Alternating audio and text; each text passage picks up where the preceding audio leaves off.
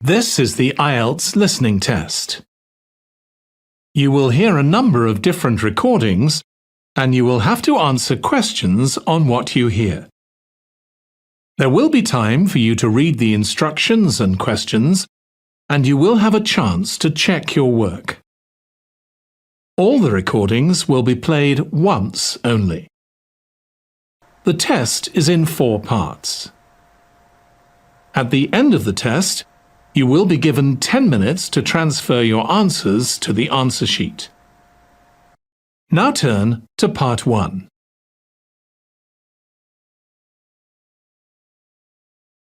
Part 1. You will hear the secretary of a social club telephoning a tourist information office to get information for a group visit to the town of Tidborough. First, you have some time to look at questions 1 to 6.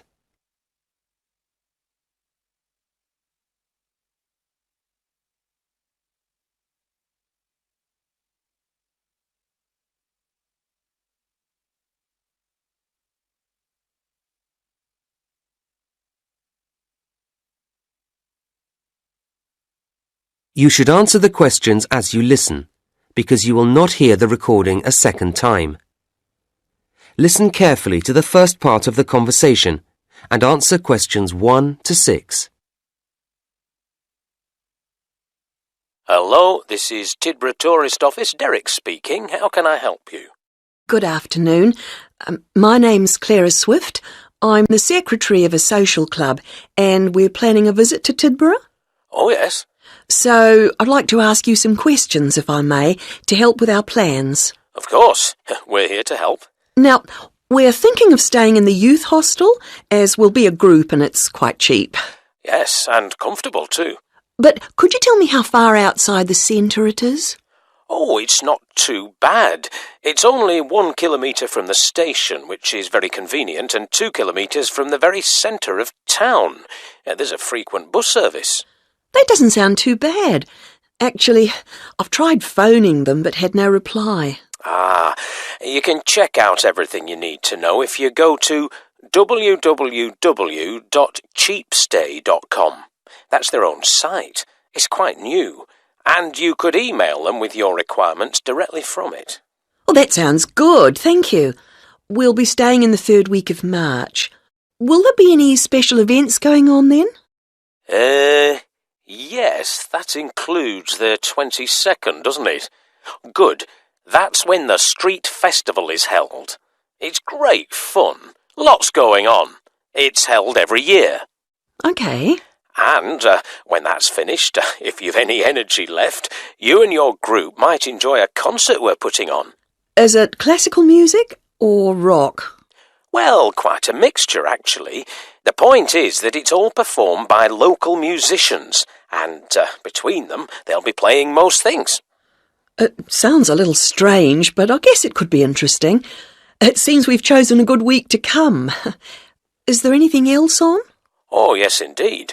The City Museum, which was recently completely restored, often has interesting exhibitions. There are some weird and wonderful modern paintings at the moment. That's a good exhibition. Then, opening on March the 24th, when you'll be here, it changes to natural history. I'd recommend it. Oh, I've made a note of that. Now, some of our group are quite young, and they may prefer to do things that they feel are more active than walking around museums and so on. What will they be able to do? Throughout March, in fact, the sports centre is going to be closed. But the swimming pool will remain open, and there's the park for general relaxation. That sounds all right. Before you hear the rest of the conversation, you have some time to look at questions 7 to 10.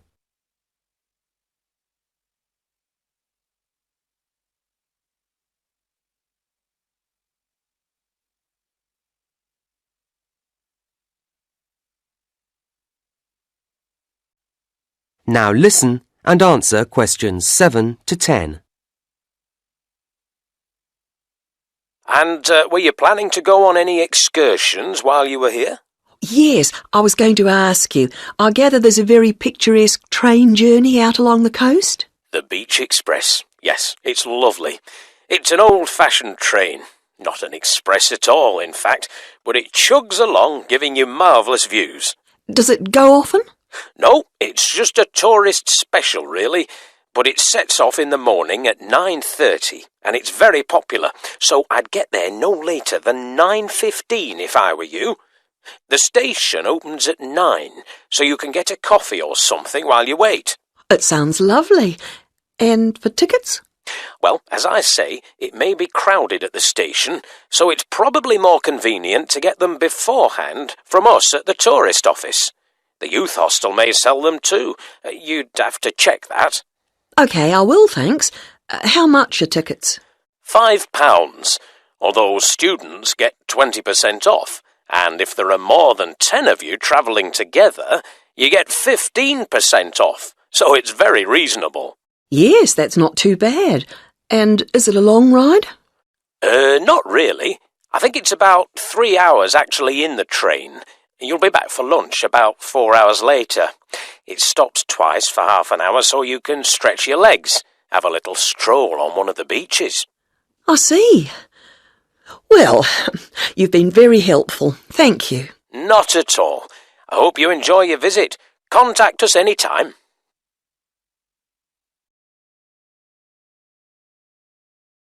That is the end of part 1.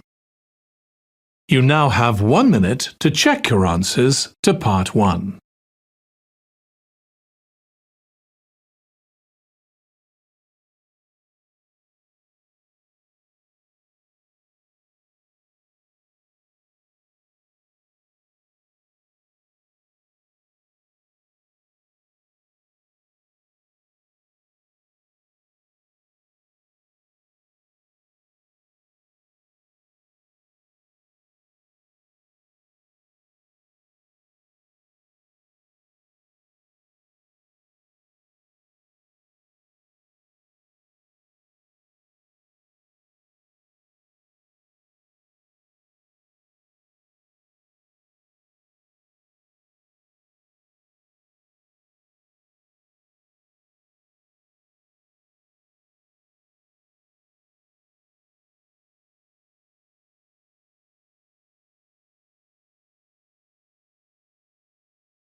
Part 2. You will hear a director of Hawkins, a large department store, giving an introductory talk to a group of temporary staff on their first day at the company. First, you have some time to look at questions 11 to 13.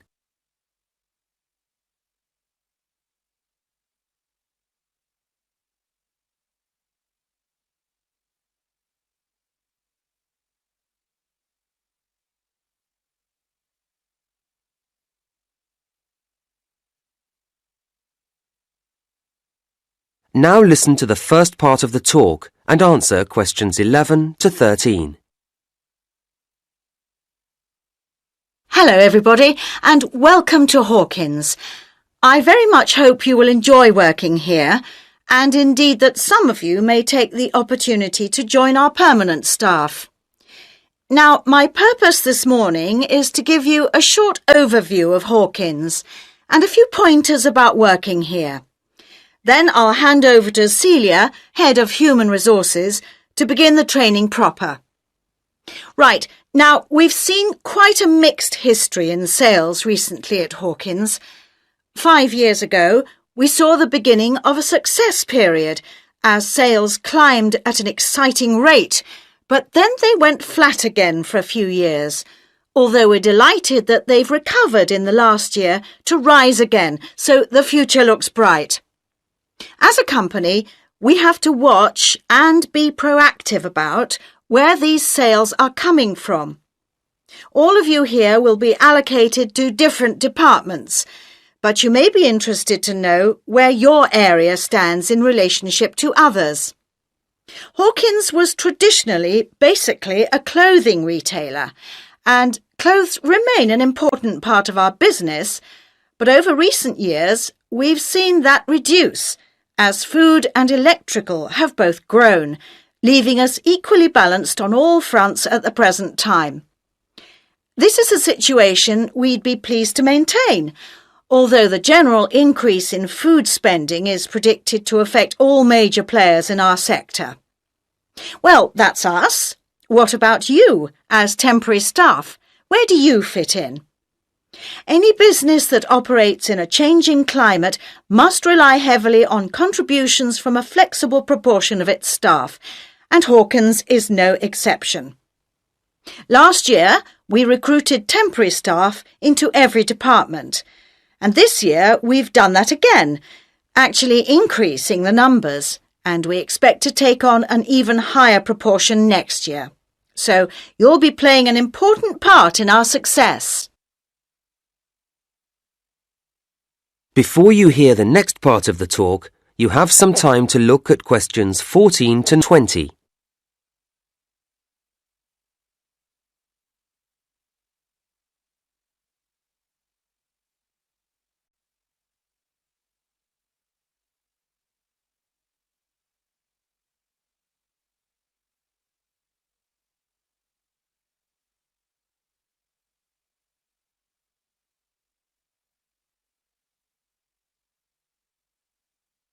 Now listen and answer questions 14 to 20. We regard the Hawkins approach to the retail business as something special. Our mission statement, the guiding idea behind everything we do, is based on quality and is phrased creating value for customers. And this belief applies to every customer and every purchase, however large or small. Happy customers means good business for us, and your main aim must always be to keep customers happy. If any kind of problem or complaint arises, don't try to resolve it yourselves or simply leave it to a colleague, but get the assistance of your line manager. It's his or her responsibility to sort it out. A properly resolved problem will mean we get a loyal customer for life, and that's why we need to make sure that everyone who shops here feels they have had a positive experience, not just a routine transaction. We like to remind customers that everything we sell in Hawkins is high quality. It's the basis of our advertisements. But keep customers informed. Let them know about special offer products. To keep yourself up to date about these and all the other aspects of the company, please look carefully through the newsletter that we publish each month. And something else you'll need to do regularly is to talk with your section supervisor, and you do this in your progress meetings, which will be every Thursday. OK?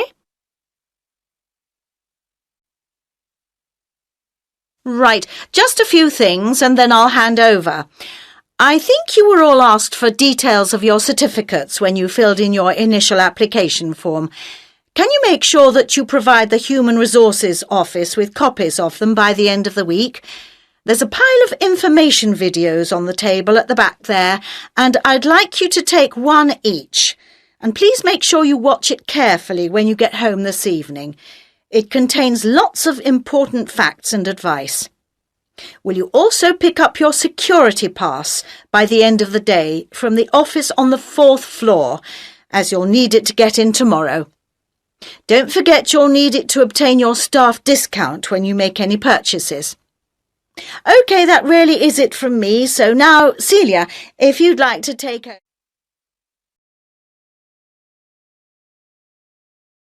That is the end of part 2. You now have 30 seconds to check your answers to part 2.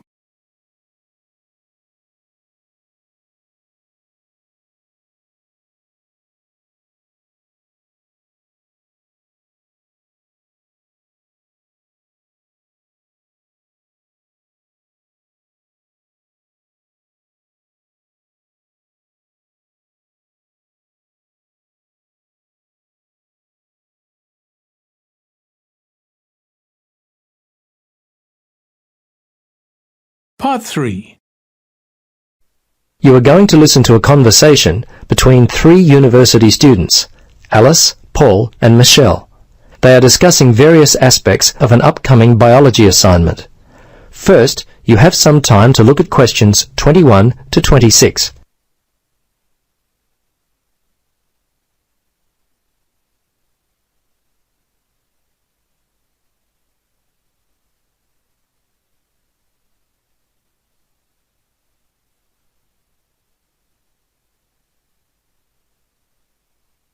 Now listen and answer questions 21 to 26. Hello, Paul. Hi, Alice. Hi, Michelle. Hi, Paul. Where are you going with all those books? Well, I'm preparing for my marine studies paper. Really? What are you doing your paper on? I haven't even started mine. Well, since I've always been interested in communication, I wanted to take a closer look at how aquatic animals communicate. Communicates? Really, Paul? You think that's interesting? Well, yes, Alice. Actually, it's been much more interesting than I had expected it would be. I'm finding the information fascinating. I bet you'd be surprised at some of the things I've learned. Yeah, like what? Well, much of the world is covered by water, but it wasn't really until the first third of the 20th century that people even began to explore the depths of the ocean. Prior to its exploration, scientists just thought of it as a completely silent world. Of course, today we know it is full of sounds. Such as? Well, all kinds of living things in the ocean, from prawns to whales, call back and forth to each other. How do we know that prawns talk to one another? Good question. The answer is we listen to them. How scientists do it is through a special device called the hydrophone. Now, what a hydrophone does is convert the sound energy into electrical energy. It's a very clever device. Kind of like a water telephone? Well, yes. Quite like that, except the communication is only one way. Sounds more like spying on animals to me. Well, I suppose it is to a certain degree. Scientists can hear all kinds of sounds. Grunting, crackling, buzzing. It turns out that the ocean is quite a noisy place. Many underwater sounds have been identified, but even more still await classification. Fish in a public aquarium are quite, well, talkative. So scientists have been able to record their sounds and match them with mystery calls heard from the open sea. So who's the noisiest in the underwater world? I'll bet it's the dolphin. You're right, the dolphin is noisy, but by far the most widespread and persistent noisemakers are the smaller animals living in the sea. Not fish, but an animal that lives on the sea floor and grows no more than about 5 centimetres. Here, have a look at this table I've started. Ah, I see. The snapping shrimp is the noisiest sea creature. This is interesting. It makes its sharp snapping sound with its enlarged claw, which also functions like a water pistol. Yes, I was reading millions of these animals just offshore have been known to frighten people walking along the beach in Japan. And this is interesting. It says here that seahorses in an aquarium made such a loud noise that people could hear them from across the room. These little creatures are amazing. Before you listen to the rest of the conversation, you have some time to look at questions 27 to 30.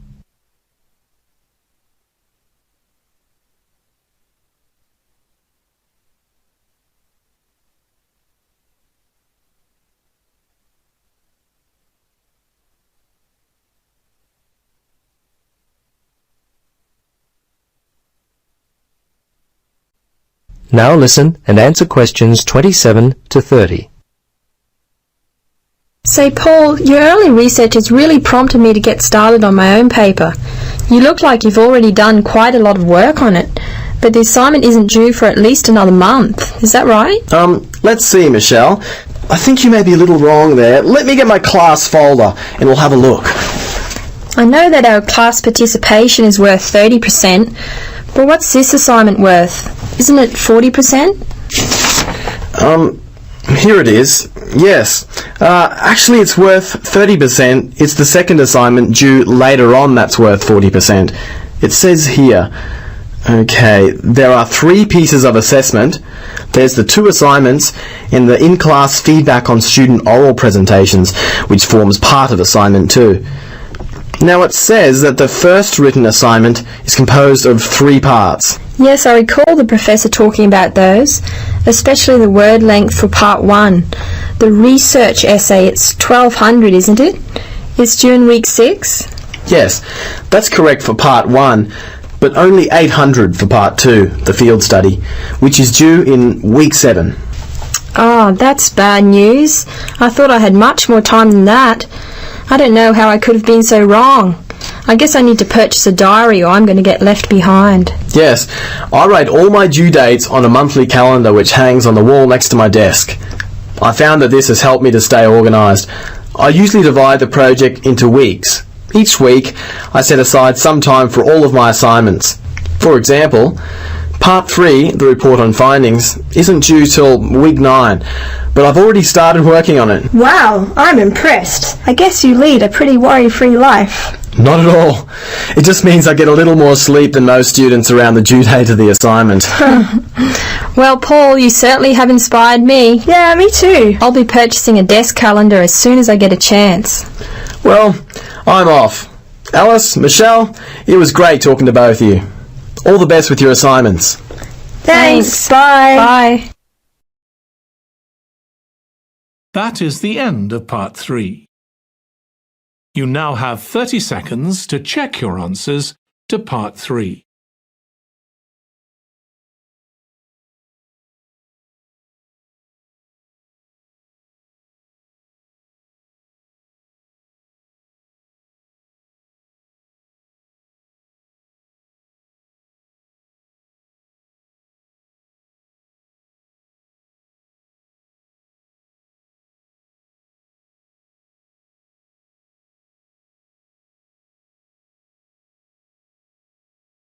Part 4. You are going to listen to a talk from a horse expert, Dr. Alan Sampson. First, you have some time to look at questions 31 to 40.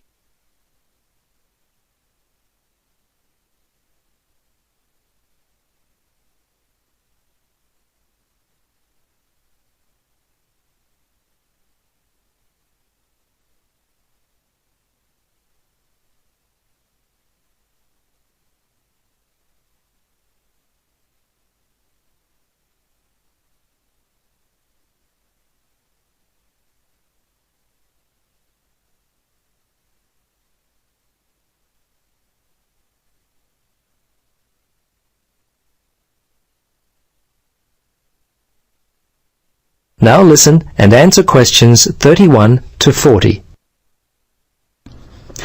Hello everyone. It's my pleasure to talk to you today, and I hope that my experience will help you as you choose your course of study here at the university. There are a number of key areas that I want to highlight in my talk with you today. Firstly, I hope to show that there are real career opportunities in the equine or horse industry. Also, I want to point out the qualifications you'll need in order to find employment within the industry. A lot of people look at horse training and other equine activity as being a task that can be done by anyone. I hope to show you today that this is far from true by pointing out some of the typical tasks that those employed within the horse industry are expected to carry out on a regular basis. I think you'll see that our work is far from a simple activity and requires discipline and dedication. Our riding school for young riders and an in-depth look at the principles of dressage, the French word meaning training, I won't have time for today, but we'll discuss in later sessions. And although beyond the scope of my talk today, breeding is also an incredibly interesting area of study which I look forward to sharing with you at a later date. Perhaps I should begin my talk by giving you a broad brush overview of the equine industry and where it's headed. Today, the industry is a multi-million-pound concern. Many areas of the horse or thoroughbred industry, as it is often called, are expected to continue to expand as part of the national growth trend in leisure industries. The large investment of the Middle Eastern countries in the 1980s and the more recent investments from the Japanese has had a large influence in the development of the current strong market for both racing and breeding stock here in England. Currently, the thoroughbred industry is generating more than £900 million per year in exports alone. As you can imagine, opportunities exist in many branches of the thoroughbred industry. In fact, in a number of areas, the industry is really expanding. Here in England, around 50,000 people are employed in the primary equine industry and a further 20,000 in ancillary industries. Of course, as with all other industries, practical experience is essential to prove ability and commitment.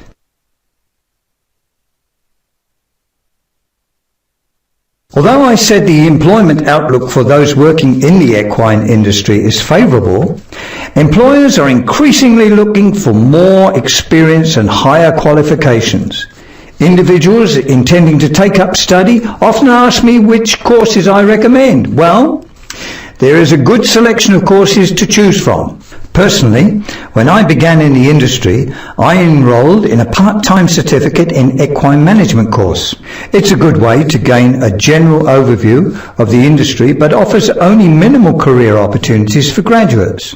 The Bachelor of Equine Science and Thoroughbred Management courses offer a more in-depth look at specific learning areas. Horse riding theory, grooming and saddling are covered, as well as the more scientific areas such as the history and characteristics of breeds, my current area of research, as well as such topics as anatomy and safety in horse handling.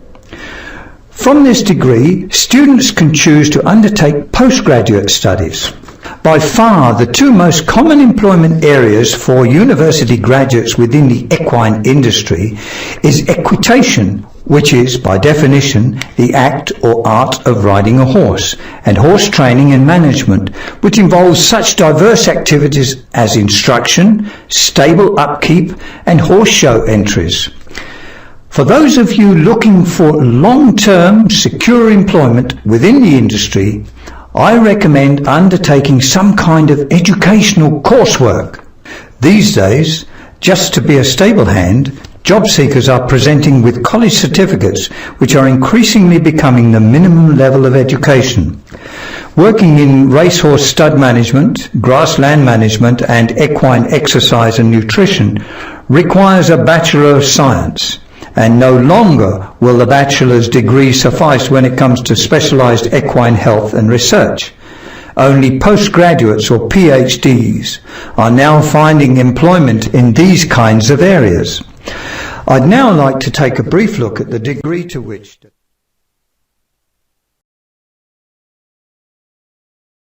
That is the end of Part 4. You now have 1 minute to check your answers to Part 4. That is the end of the listening test. In the IELTS test, you would now have 10 minutes to transfer your answers to the answer sheet.